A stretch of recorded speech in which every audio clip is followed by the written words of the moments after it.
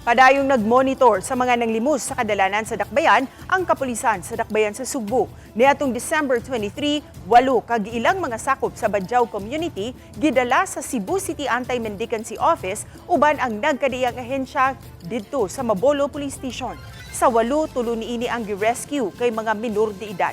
Kapila na matud pa kini nga gibadlog nga dili manlimos sa kadalanan kay kuyaw sa disgrasya.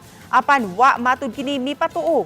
Hinungdan nga gihimo ang operasyon. Ug tungod kay Pasko man, matud sa hepe nga si Police Major Eric Ingoyon, gipagawas ra ang 8 ug gigastuhan sa Cebu City LGU aron makapauli kini ngadto sa Mindanao.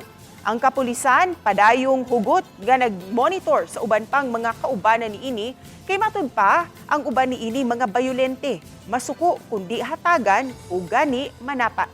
Na sila sa kadalanan yun pirmi, manglimos, ang uban mo sakay sa jeep. Ang uban mo gud is na po yung mga report na murag violente ang uban labi na kanay dili panghatagan uron sa napagalit ni report diri nga giluan daw siya. Luoy ta nila pero dili sad ta motugot nga atuan ning itolerate ning mga inani na mga panghitabo sa